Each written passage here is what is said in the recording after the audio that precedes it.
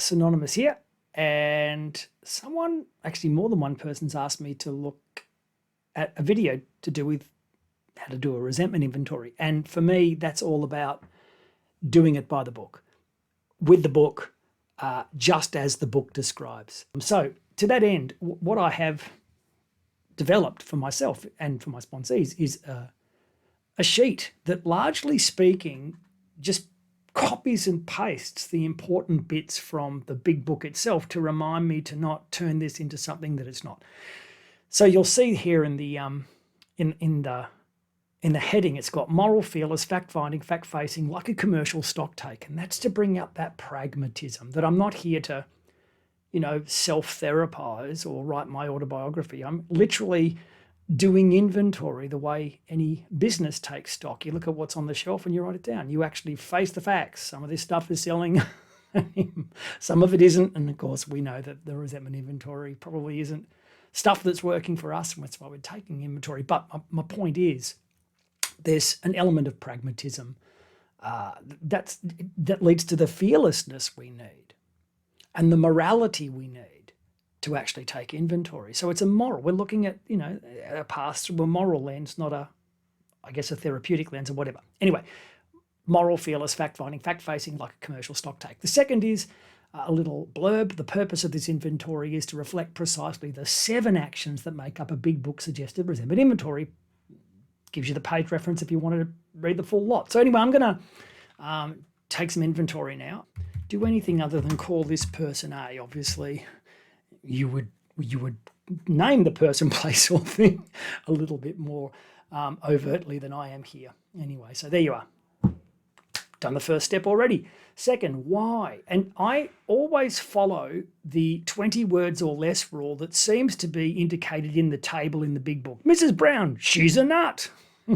She dobbed on me, blah, blah, blah. So no more than 20 words. Focus on your perception of the other person, place, just like the big book example. In other words, my job, if I'm to follow the table example accurately, is to almost travel back in time and write down what I was feeling or am feeling, if it's still a current resentment, about that person, place, or thing. So this person is slowing my work down with emails that make no sense. I don't always worry about spelling, to be honest, but sometimes my sponsor, who's a little bit fastidious, may read it, so he doesn't ask me to send it to him, though. So yeah, slow my work down with emails that make me send. It drives me crazy. Crazy. No role clarity. Might even put a few exclamation marks there. Make the point home. That's what drives me crazy. No role clarity. Okay, and what's interesting is if I do it as suggested by the book, sometimes the resentment comes back. It just did then. I just started seeing some of these emails I get, and I start to feel that resentment, which is very handy because now I'm triggered, hopefully not in a disastrous way, and therefore I go straight to the instincts, and these are all from the big book, and I now, with that feeling that I've now refelt, I can go, well, actually, you know what? It makes me feel like they don't care about me. They're not thinking about me. It's not a professional relationship, so I'm going to leave that one. But hey, it's a money thing, and I've got timelines and a house to pay off, so I'm feeling a little bit financial as well as insecure. And you know what? I'd like to do well for this client. I don't want to fail, so there I am. And you know what? Maybe probably pride as well, right? Because why am I not just putting up with it? Why do I feel I deserve clearer instruction? Maybe it's all about me.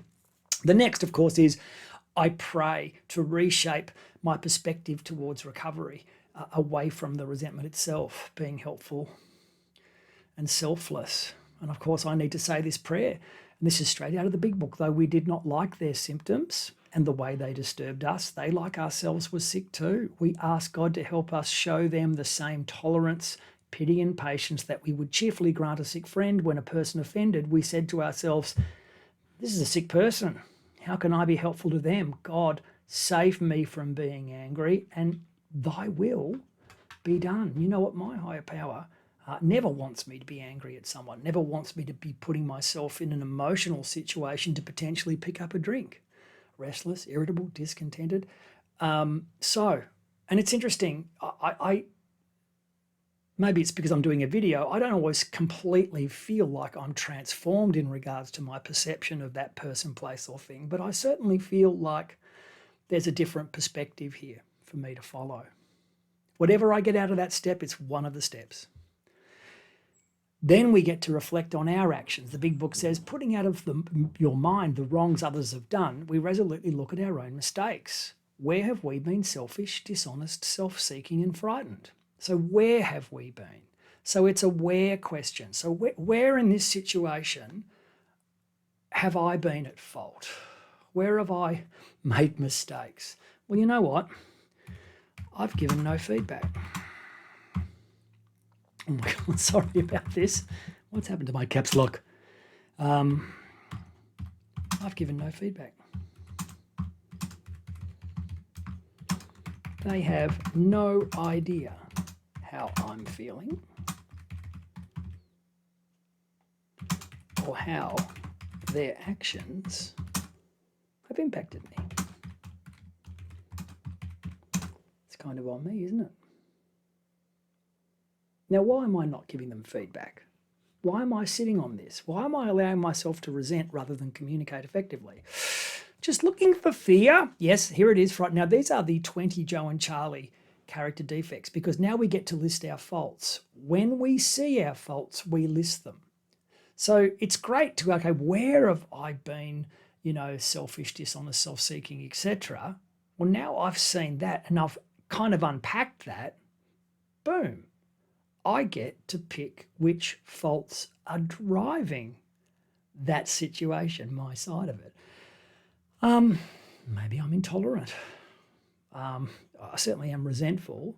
There's a bit of self-importance there, I reckon, because, anytime I feel like I deserve pride, I'm being dishonest, not in terms of lying to them, but I'm holding on to perceptions that I could share with them. And that's probably selfish too, because who wants to put someone in a situation where they might crack them and get angry at me?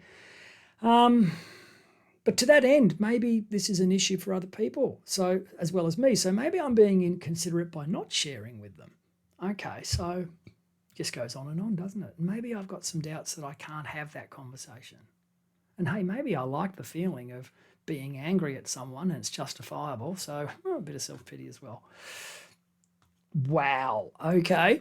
There you go. Now, then we get to the toughest part of the resentments inventory. Admit wrongs to self and be willing to set matters straight. So the very last part of the resentments inventory in the book reads like this. Use the space below to jot down what this might look like. Okay, admit wrongs to self and be willing to set matters straight. That's literally out of the big book. Remember to ask God as well. The right approach, if required, will come. So it may not come, but it's interesting that the resentments inventory in the book ends with, now that I've got to admit these wrongs to myself, but I've got to be willing to set matters straight.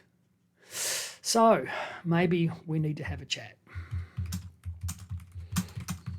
And what I like about the big book and the resentments inventory is I have not harmed this person in any way. Therefore, I could just, do this inventory and take no action. But because I've got to be willing to set matters straight, well, this matter and setting it straight includes me having the chat that clearly I could have or need to have with this person. So that's where my thinking is being led. And hopefully it's my higher power that's leading me there as much as me. So just to let you know, this is an inventory I've already done in the past. And so I'm repeating it now. And this is where I got to. And sometimes God reveals, itself to me through the process being strictly applied. And sometimes it's a formal amends, but sometimes it's just an open resentment wound that I need to let heal with a positive, spiritual, selfless action. And I've only got maybe there. I need to pray for the guidance to work out when and if I need to bring up this person's emails with me. But either way, the feeling's gone, and therefore I am protected from the next drink which is a super cool thing. Imagine being stuck with the same situation resentment free. That was not the case when I was drinking, let me tell you.